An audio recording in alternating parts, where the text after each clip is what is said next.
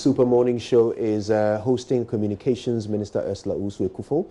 They're talking about quite a lot of things. Let's cross over now, catch up with the conversation between her and Daniel Dade. Provided networks on all the campuses.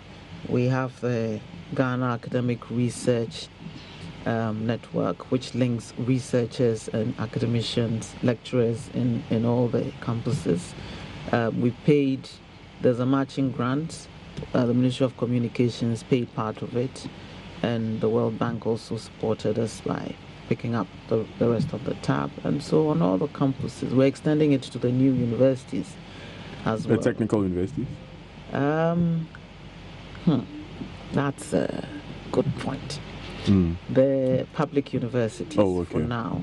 We're focusing on that. It's a fair bit of money, but we think it's important to reduce the cost of data for researchers so that they can innovate better in that space. And so we're working with them within that network to facilitate that. Now I've just made a mental point of it that we need to factor in the technical universities as well. That's a fantastic point you just made, actually. You just dropped my mind. It seems that there's a lot on your plate for anybody at all. But for you, how do you deal with gender stereotyping in your line of work? I've had a few firsts in this industry, and I think in 2017 I made a speech at the World Telecoms Development Conference in Buenos Aires. And it had just occurred to me that morning. I'd already written my speech, but I just inserted that, and it caught the attention of almost everybody in the room. 15 years ago, I was the only female CEO of a telecoms company in Ghana. And so when we met, I was the only woman in the room. People forget that I've been in the industry before, and sometimes I just smile to myself. We don't just talk lightly. We know some of the inner workings of the industry. It's changed a lot since that time, though, but the fundamentals still remain the same.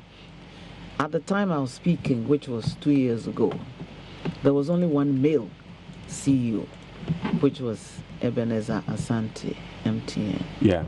All the other CEOs were females, from Yolanda to Roshi Motsman at the time.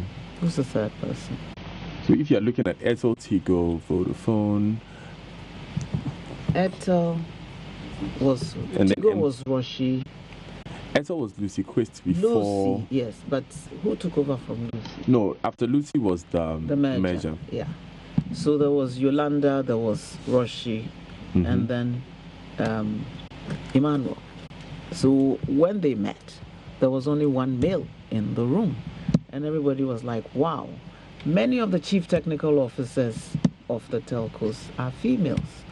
Now, a lot more in the West African sub-region. 6 ministers are women in West Africa.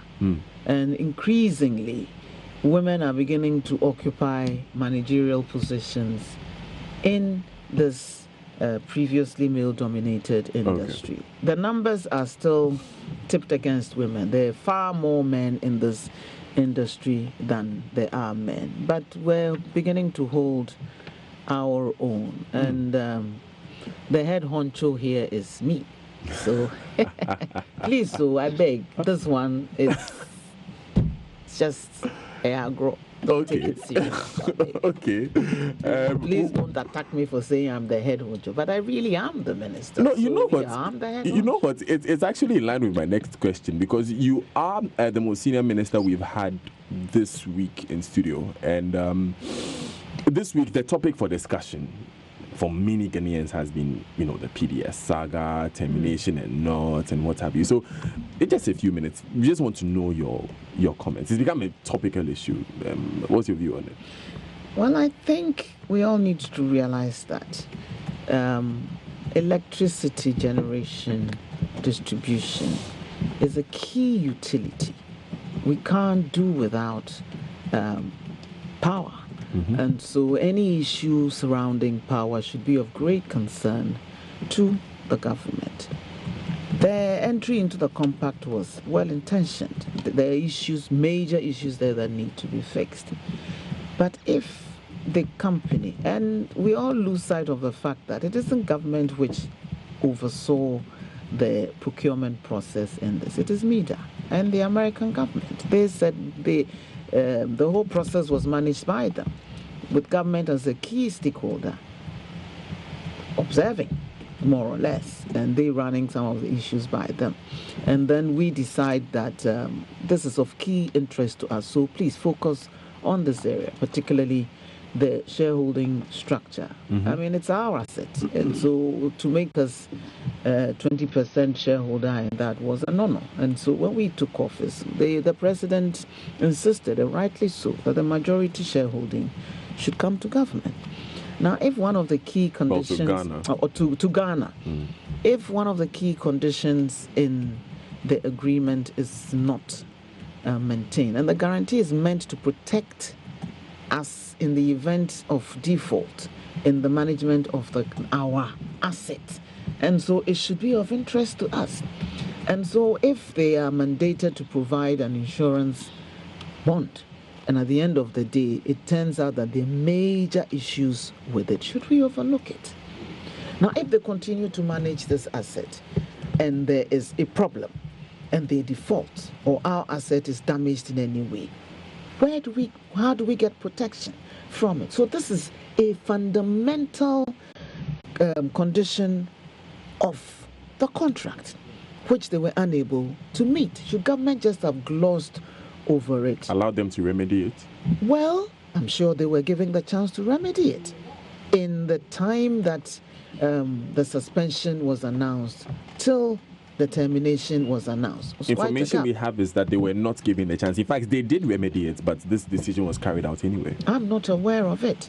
And to how did they remedy it? But the point I'm making is that it's so fundamental that in other smaller procurements that we've done, if you don't provide a good bond, you're disqualified.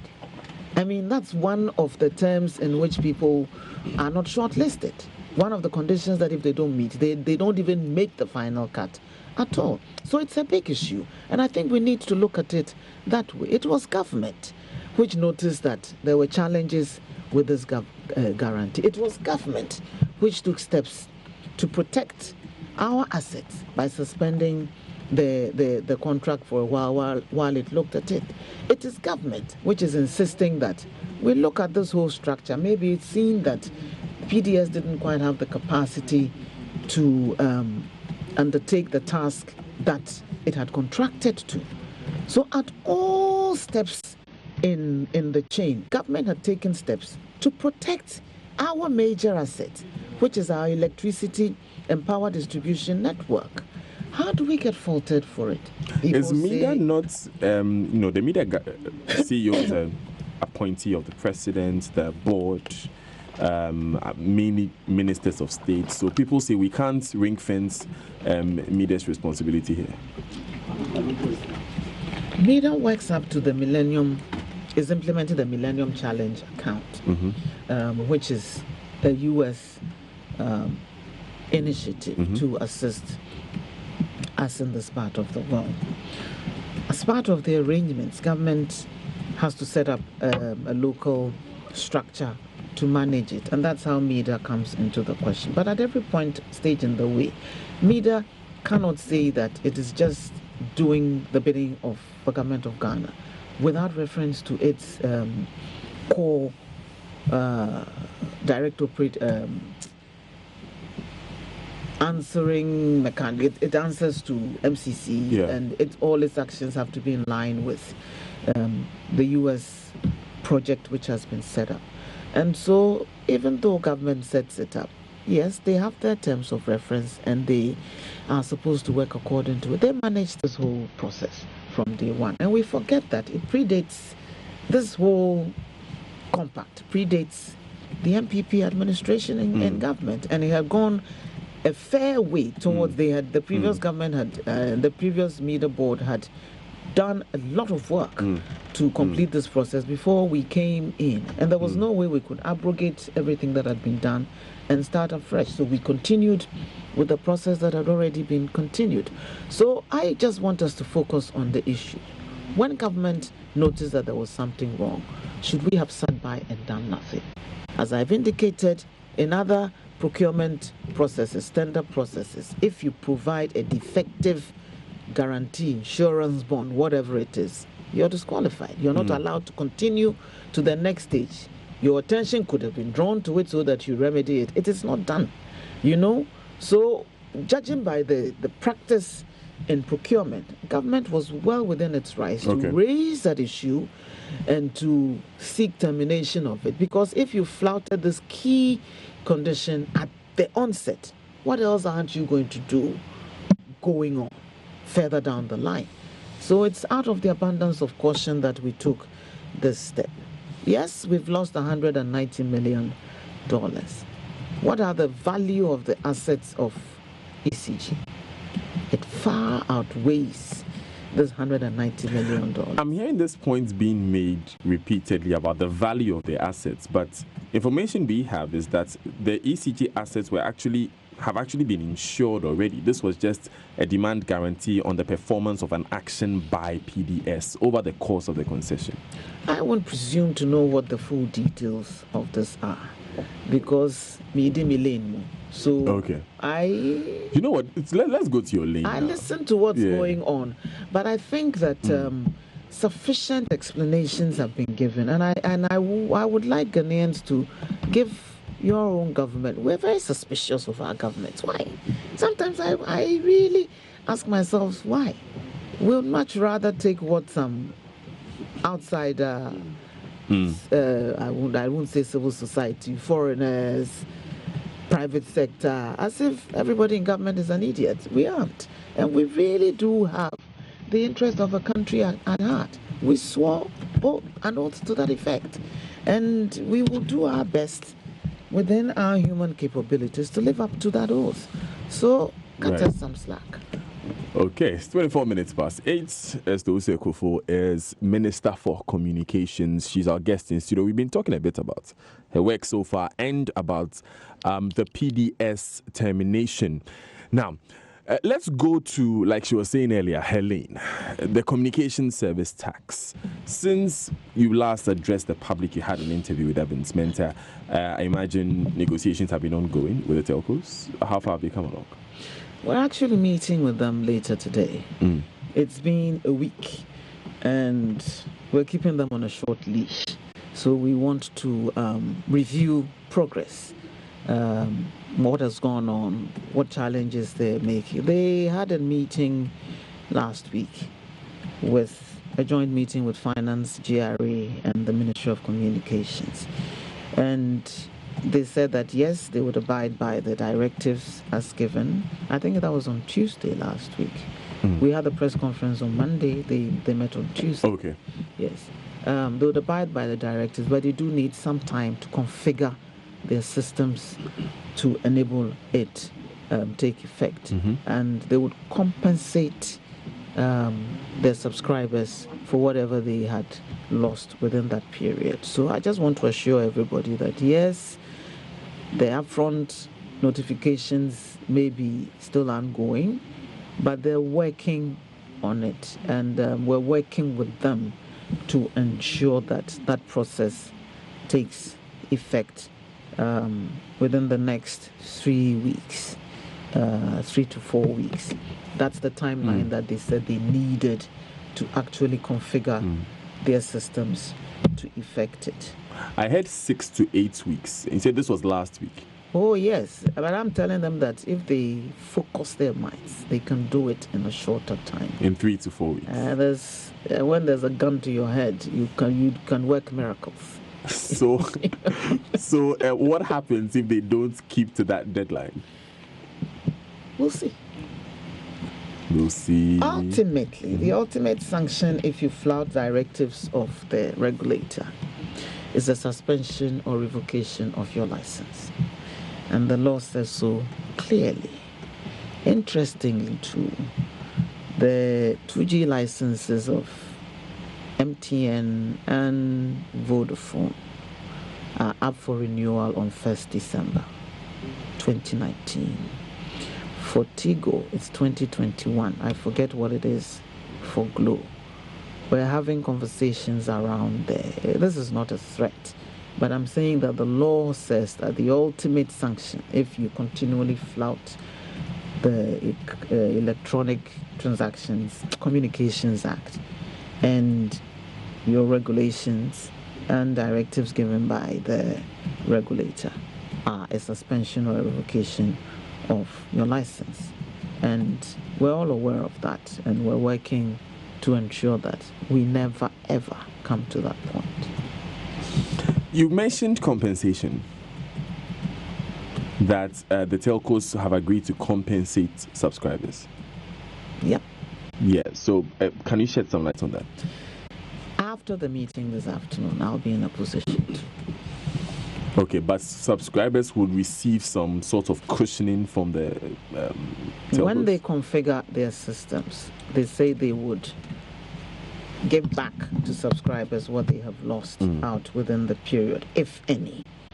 And we would know more about how they intend to do that. They're working with the regulator on this. The regulator was also in the meeting with the Ministry of Finance.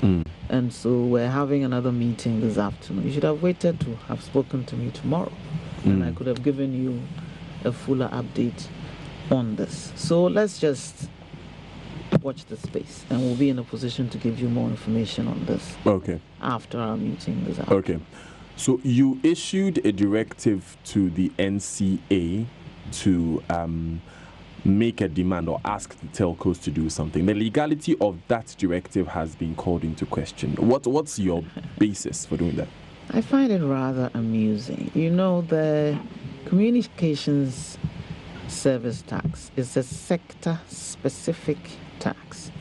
The law setting up that tax itself mandates the Minister for Communications to work with the Ministry of Finance to set up a monitoring mechanism for that tax, which directly invites me into the administration of that tax. So if somebody says that the Minister for Communications has no business talking about how that tax is going to be administered, the law itself gives me that power to work with the Ministry of Finance to ensure that we monitor the implementation of that tax. So it's not me, it is the law. We also know that the minister is empowered to issue directives to an extent, but some say these directives that you are issuing are tantamount to interference, into the market. Well, the law doesn't restrict the areas in which the minister can issue policy directives. It doesn't give a list of areas in which the minister can or cannot issue directives to regulate the sector. So what do they mean by interference? Anything that anybody issued a license under the Electronic Communications Act does, anything they do within the ambit of that law is also subject to directives issued by the minister within the power granted her under that law. But we can argue till we're blue in the faces, in our case it's purple in the face, about what is or what isn't the right interpretation of that law. Fortunately for us, we have a body which interprets the law passed by Parliament and how it is executed by the executive. That's the judiciary. Instead of us pushing our own understanding, reading, and interpretation of the law down the throats of everybody else, why don't you test it in that forum? It's interesting you mentioned that because reference has been made to the Revenue Administration Act 2016, Act 915. subsections 1 and 2. Subsection 1 says the GRA is responsible through the Commissioner General for administering and giving effect to tax laws in accordance with the provisions of the Ghana Revenue Authority Act. Now, without limiting the powers and responsibilities of the Commissioner General, under the GRA Act, the Commissioner General may give written directives that are necessary for the implementation of tax laws. How does that affect me? It's only the Commissioner General who is mentioned here, which is the question that has been raised. What does the Communications Service Tax Act say? It says that the Ministry of Finance can work with the Ministry of Communications to set up a monitoring mechanism for the implementation of the Communications Service tax. I'm not dealing with the administration, looking at the one which is sector specific and affects my sector. Now, with the Ministry of Tourism. And that's Communications Minister Owusu-Ekuful on the Super Morning Show on Joy FM with Daniel Datsey.